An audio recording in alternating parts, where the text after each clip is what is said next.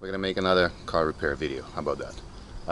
We're working on 2011 Toyota Camry Hybrid, and we're gonna be looking into the smoke at the startup issue.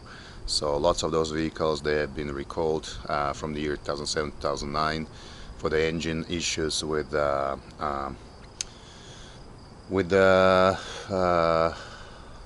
piston rings. So basically the piston rings, they start leaking oil, or the pistons deteriorate, and yeah, so some of those vehicles been recalled. The year the vehicle we're working on is 2011. It was not recalled. The issue just started with smoking in the startup. As far as I understand, I've looked at a lot of videos, people recommending doing the piston rings or doing the valve seals. I believe that the first thing that you guys should look at is PVC valve, or PCV valve, sorry, PCV valve, which is a pressure control valve. It's located on the engine, on the top part of the engine, which is you removing the cover from the top part, and then you taking off the PCV valve and replacing it. So basically the issue is the PCV valve gets clogged within time. The average lifetime expectancy of the PCV valve is about 100,000 kilometers. Some can last 160,000 kilometers. I've had this PCV valve on the vehicle from original. The vehicle is about 280k.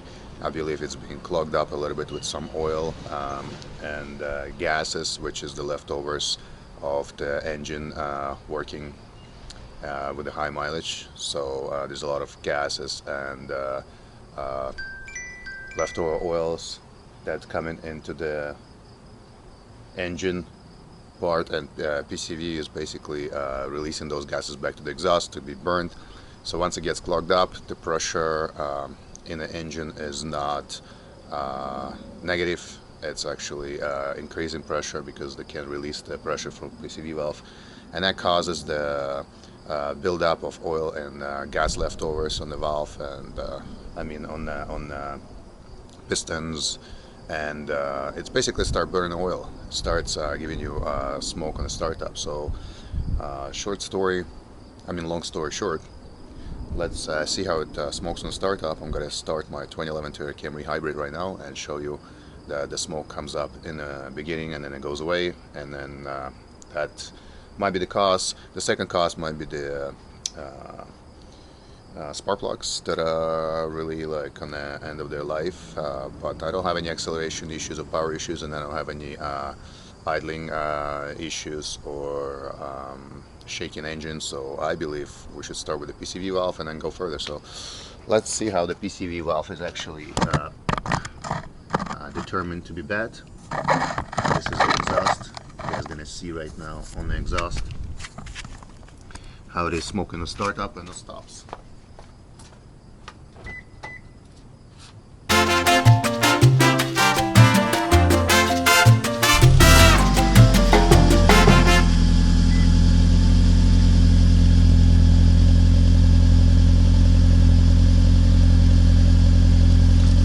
And now it stops. So you can see it's not smoking anymore. That means that the rings are fine. You see it's smoking just a bit. The rings are fine and the valves are fine. But we're gonna start with PCV valve and go further. So yeah, follow me on this adventure. Alright guys, so the location of the pressure control valve is right here, which is right there. This is the hose and goes into it. So we have to remove the cover, which is the bolt number 1, number 2. Hopefully we don't have to remove the brake fluid reservoir. I believe that we'll be able to access it just like that. And here's the valve. It looks like this. It has the insulation or special I guess powder or insulation or whatever you call it is already attached to it, so you just install it right the way it is. You don't need any string or waterproof string or airproof string or anything like that. Here's the number 28030. This is how it's called. It's a valve sub-assembly. This is the number, original Lexus Toyota, manufactured in Japan. So let's take this cover off and replace this valve. Alright guys, so we're gonna need a a number 10, which is a 10 millimeter. This is gonna go for the cover. We're gonna remove the cover with 10 millimeter. So you're gonna need a wrench with a small extension 10 millimeter. And if you guys are looking for the right size for the valve, what we're gonna do is we're gonna open up the valve, and we're just gonna take the wrench, and we're gonna figure out what size it fits the valve. So it's the same size gonna be there. So here I got a 22 millimeter, 22, and it fits the valve. So I'm gonna be using 22 millimeter to remove the old valve. This is the new valve. I'll put it right here so we don't lose it. I'll put this one back into a wrench, and here we go. Ooh, almost dropped the camera. That was pretty close. Let me see if I can set it up somewhere else. Maybe I can set it up right here. That's probably going to be a good view. Alright, so let's continue with number 10. So we set it up.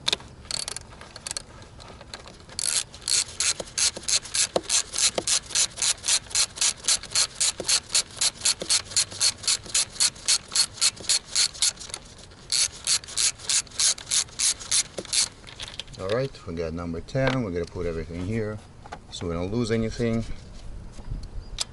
There's number 10, second number 10.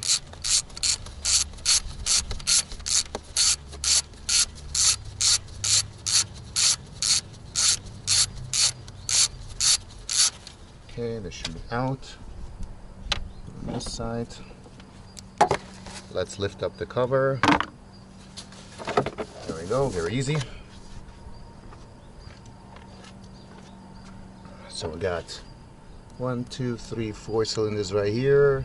This is our spark plugs are right there. We actually are probably going to make a video, the next video, for the spark plugs, since we have to check if the spark plugs are still good or no. But we're here not for spark plugs, we're here for the valve, which is located right here. Let's figure out if we can remove this hose without damaging, because this is usually what goes off the hose. But I'm gonna take some nice pliers and try to wiggle it out. Maybe I can even do it with my hands. Let's see. It's pretty soft, it's not that bad.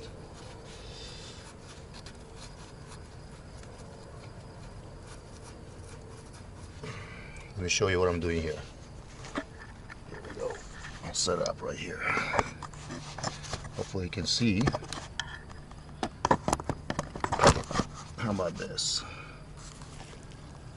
Should be able to see now.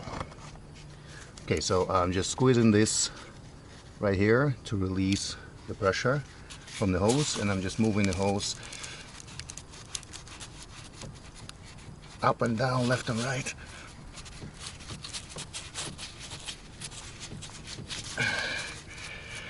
It's coming off slowly, if you can see, but it's not there yet.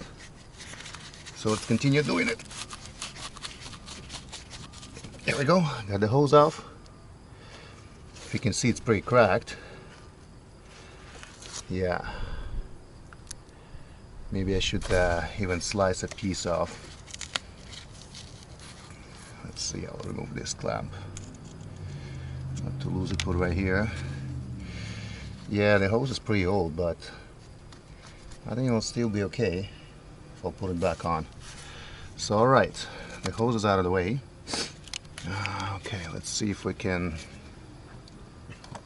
access. Oh yeah, we can access, yes. So now we got a 22 mil.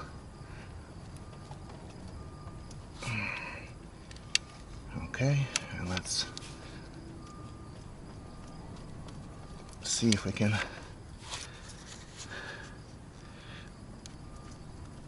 get this valve out.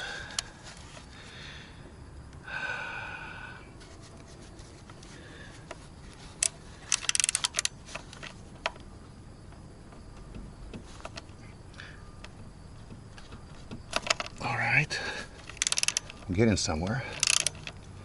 Okay, it's moving. Okay, I think we're in luck. We didn't break anything. Just continue removing the valve. and check out the condition of the valve. Okay, it's pretty loose now.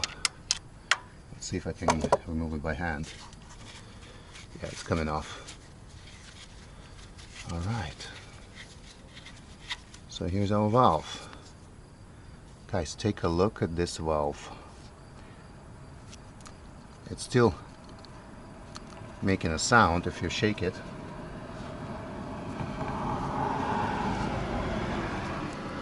But this one, if you can hear, is freely. Goes up and down, opens up and closes. Listen to this one. It's barely working. You can barely hear it. And look at the condition of the valves. Do you see this? This is how bad the valve gets clogged up.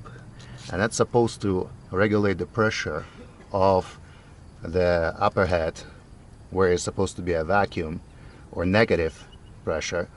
We actually having a positive pressure, so the valve is not releasing the correct amount of pressure, and oil might be seeping through, and there might be a cause of the leak on these engines, beside the issues that they all have with valve gaskets or with the rings on the pistons. This is the first thing I recommend you to start with, the valve. It's only a $10 or $12 piece.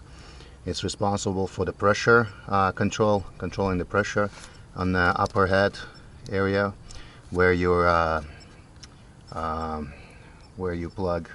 where basically all the spark plugs and the coils go in, and this is the area that if the pressure is not controlled properly, it will increase the pressure, or the vacuum is not going to be in the correct amount of negative pressure. Basically it will not release the pressure, and because of that pressure the oil will seep through and burn through the exhaust. So let's remove this valve. I mean, we have removed it already. Let's replace this valve and let's see if this fixes our problem with smoking in the morning. So I'll make another video in the morning and see if the smoke has gone or if it's still sipping. If it's still sipping, my next option will be probably, well, I have to do spark plugs. I haven't done it in a while. But I also gonna have to do maybe the valves on the inside. But I'm not gonna touch the valves until I check this and make sure that's not the problem. So you hear that? You hear nothing. You hear this? You hear nothing. You see? Same valve. That's how it looks. So let's install the new valve. So to install the new valve, we just nicely thread it back in as much as we can by hand, and goes in pretty good. Now we're going to tighten it up with our tool, with our wrench.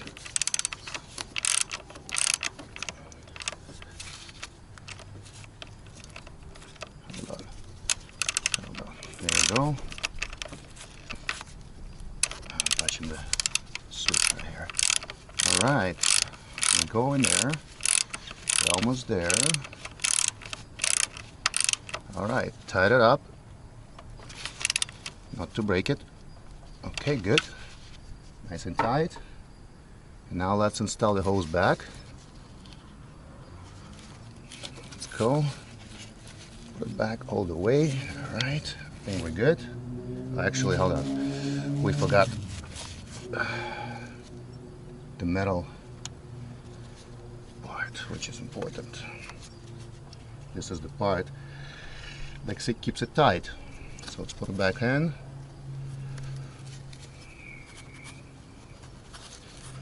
Alright, almost there. Yep, there we go. Let's put it back in. Alright, and just make sure the clamp is nice and tight. Alright, I think we should be fine. Alright, so that's it, guys.